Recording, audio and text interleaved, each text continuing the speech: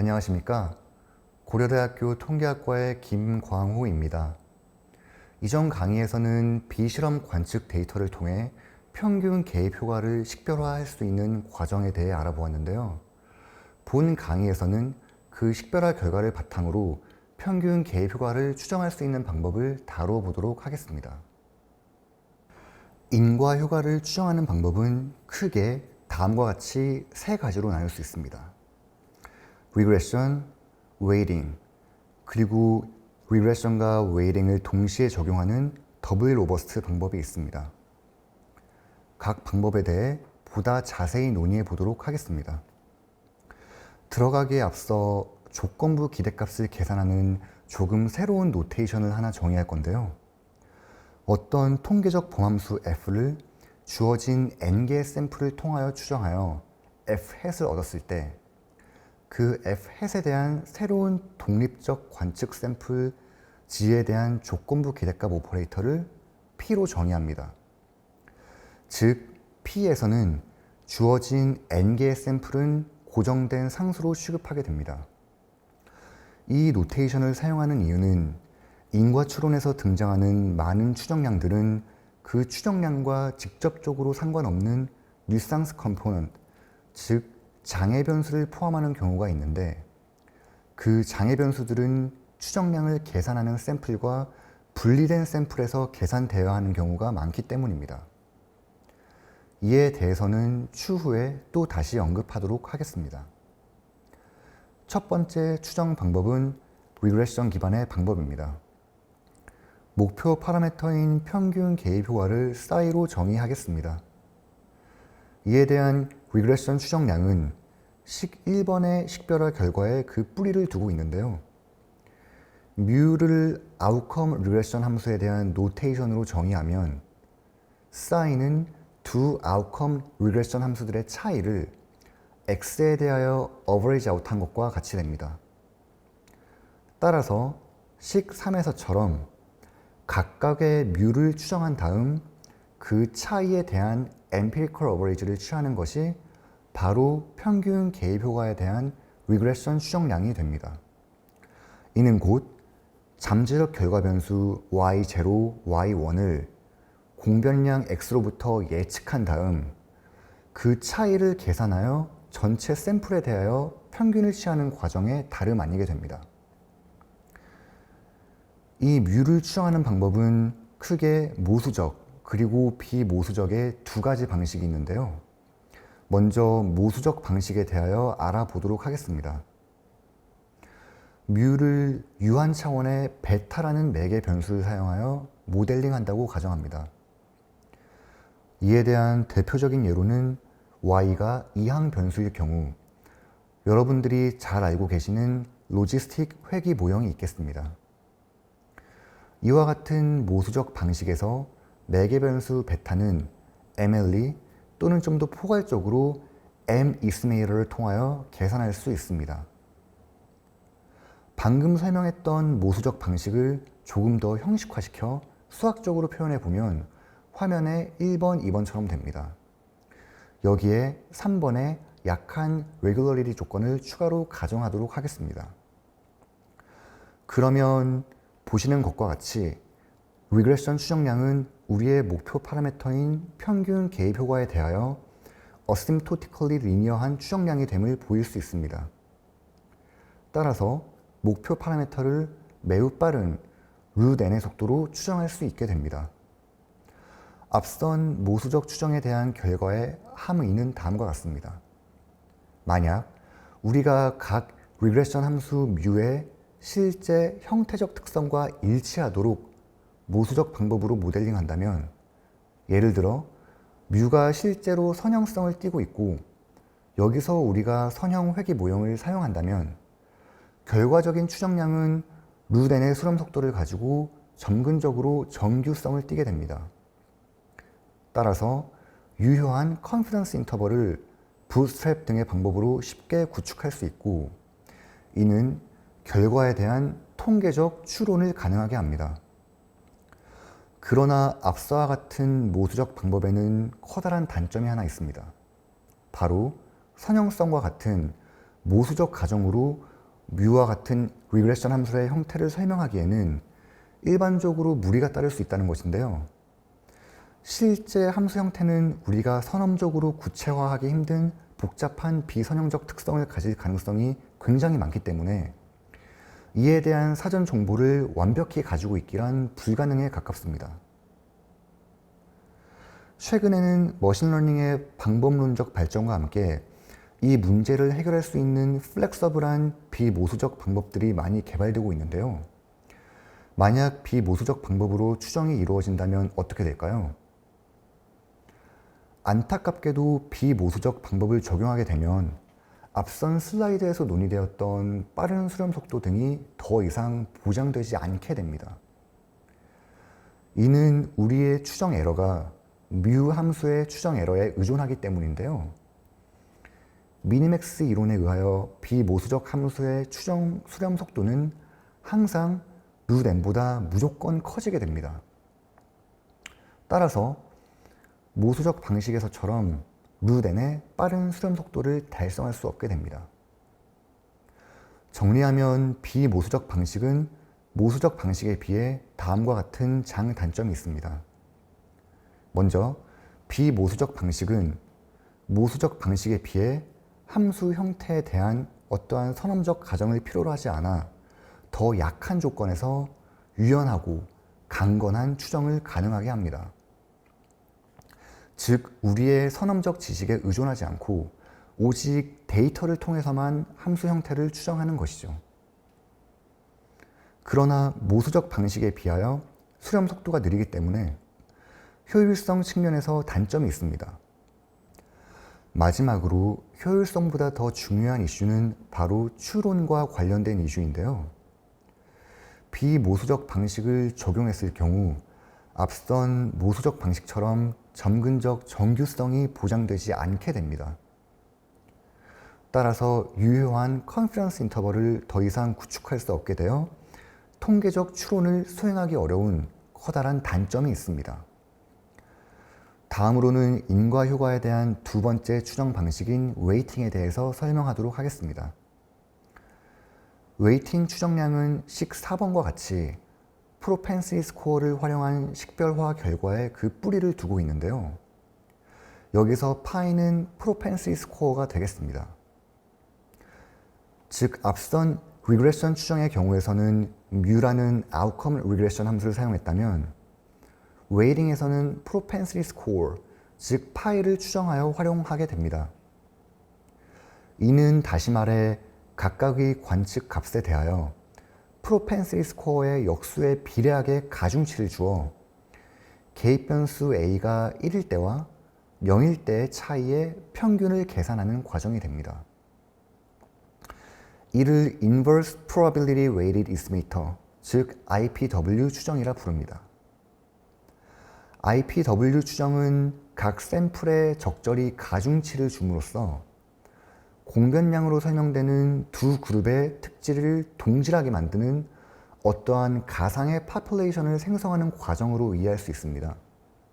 따라서 여기 그림에서 보시는 것처럼 Inverse Propensity Score에 의해 가중된 샘플들은 X에 대하여 동질한 특성을 가지게 되며 무작위 실험에서처럼 평균치를 비교함으로써 인과 효과를 추정할 수 있게 됩니다.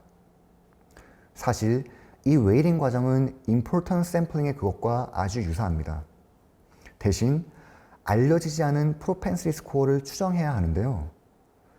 평균을 취할 때 리그레션 함수의 차이 대신 이 프로펜시티 스코어의 역수를 곱한 결과 변수의 차이값을 추정한다는 점 이외에는 이론적으로 사실 리그레션 방법과 거의 동일하다고 볼 수 있습니다. 이 웨이팅에서 파이를 추정하는 방법은 크게 모수적 그리고 비모수적의 두 가지 방식이 있는데요. 먼저 모수적 방식에 대하여 알아보도록 하겠습니다. 리그레션 추정에서와 마찬가지로 파이를 유한 차원의 베타라는 매개 변수를 사용하여 모델링한다고 가정합니다. 예를 들어 로지스틱 회계 모형을 사용하여 파이를 모델링할 수 있습니다. 이와 같이 파이를 베타라는 매개 변수를 사용하여 모수적 방법으로 모델링하고 또 이를 M 이스티메이터를 사용하여 추정하는 상황을 고려합니다. 그리고 앞서와 마찬가지로 여기 3에 설명된 간단한 레귤러리티 조건을 추가적으로 가정하도록 하겠습니다. 그러면 앞선 리그레션 방법에서와 마찬가지로 우리의 추정량은 asymptotically linear한 특성을 나타내게 됩니다. 따라서 우리가 파이를 모수적 방법으로 올바르게 모델링한다면 IPW 추정량은 루덴의 빠른 수렴 속도와 점근적 정규성을 지니게 되어 유효한 컨피던스 인터벌을 부스트랩 등의 방법을 통해 쉽게 구축할 수 있게 되고 따라서 통계적 추론을 수행할 수 있게 됩니다. 리그레션 방법이 결과 변수를 잘 추정하여 평균 개입 효과 추정에 활용하는 거라면 웨이링은 개입 변수가 특정 값을 가질 확률을 잘 추정하여 평균 개입 효과 추정에 활용하는 방식이라고 볼 수 있겠습니다. 한편 우리가 신경망 모델 등 유연한 비모수적 방법을 사용하여 파이를 추정하게 된다면 어떻게 될까요? 이 경우 전체 웨이링 추정량의 수렴 속도는 이 식에서 볼 수 있는 것처럼 프로펜시티 스코어의 추정 속도에 의존하게 됩니다. 그런데 프로펜시티 스코어 또한 리그레션 함수의 한 종류이므로 미니맥스 이론에 의해 루 n의 속도보다 무조건 느려지게 되어 추정 효율성이 떨어지게 되며 점근적 정규성 또한 보장되지 않기 때문에 컨피던스 인터벌 구축과 같은 통계적 추론이 일반적으로 매우 어려워지게 됩니다. 앞서 두 가지 리그레션과 웨이링 방법에서는 비모수적 방법을 적용할 경우 느린 수렴 속도 및 통계적 추론에 어려움이 발생한다는 단점이 있었는데요. 이번 장에서는 그 단점을 보완할 수 있는 더블리 로버스트라는 세 번째 추정 방법에 대하여 알아보도록 하겠습니다. 이 더블리 로버스트 추정은 기본적으로 화면에서 보시는 식별화식에 그 기반을 두고 있습니다. 앞서 우리가 보았던 식별화식과는 달리 뮤와 파이가 식별화식에 모두 포함되어 있는데요. 흥미로운 점은 뮤와 파이 둘 중 하나가 실수로 잘못 표기되어도 식별화식이 그대로 성립한다는 점입니다.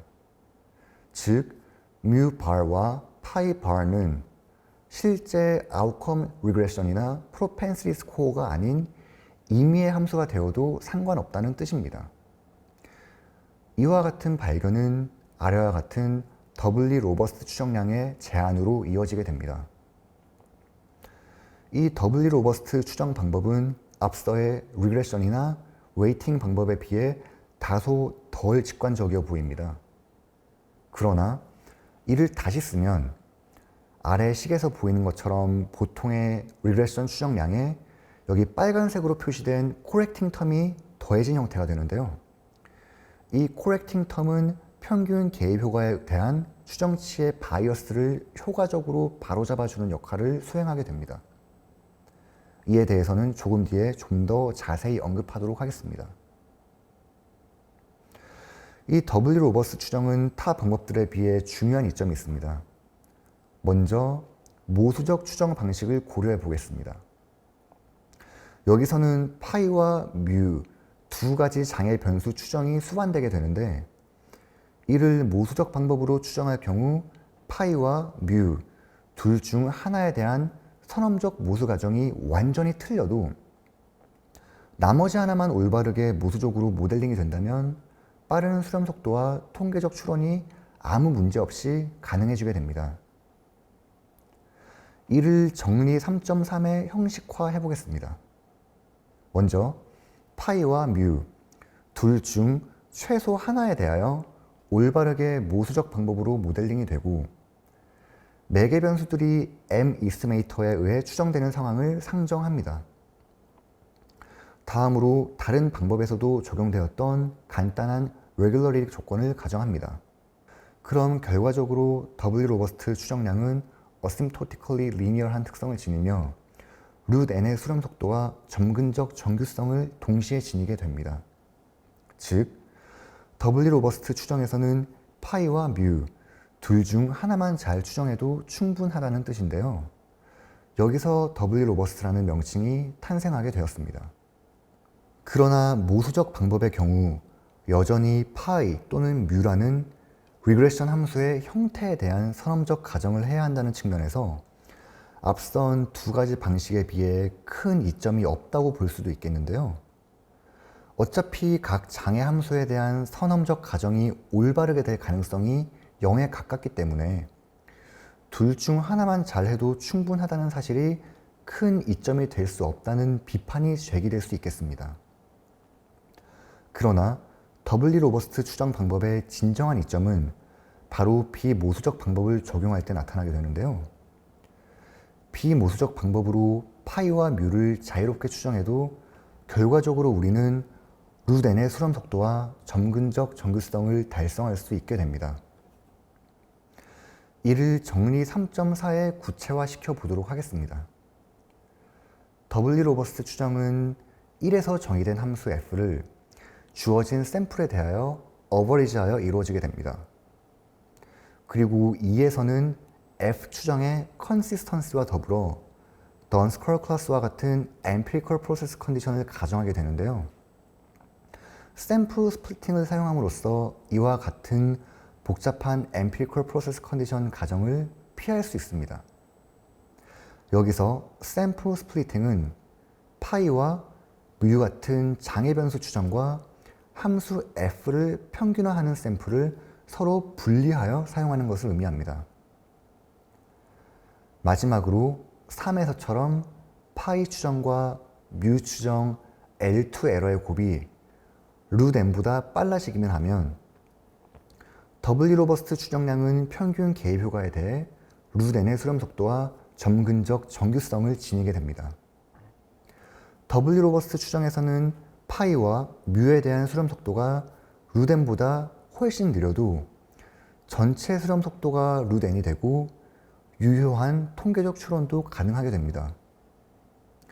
이것은 앞선 정리 3.4에서 보았던 파이 추정과 뮤 추정 L2 에러의 곱으로 표현되는 비모수 조건 때문인데요. 두 에러의 곱이 루트 n보다 빠르기만 하면 되기 때문에 예를 들어 각각이 n의 4분의 1승보다만 빠르기만 하면 성립되게 되는 것입니다.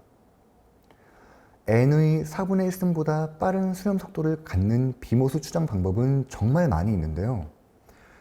여러분들이 잘 아시는 신경망 모델 또한 이에 해당하는 수렴 속도를 가진다는 것이 알려져 있습니다. 앞서 보았던 리그레션과 웨이링 추정에서는 비모수 방법을 사용하면 수렴 속도가 루트 n보다 느려질 수밖에 없었는데요. 더블리 로버스트 추정에서는 모델에 대한 아무런 제약 없이 비모수적 방법을 사용하더라도 루트 n의 수렴 속도를 달성할 수 있다는 점을 기억해 두셨으면 좋겠습니다. 지금까지 비실험적 통계적 인과 추론을 수행하기 위한 기본적인 과정과 대표적인 추정 방법에 대해서 살펴보았는데요. 짧은 강의였지만 여러분들이 데이터를 통한 인과 추론을 이해하시는데 도움이 되었으면 좋겠습니다. 시청해 주셔서 감사합니다.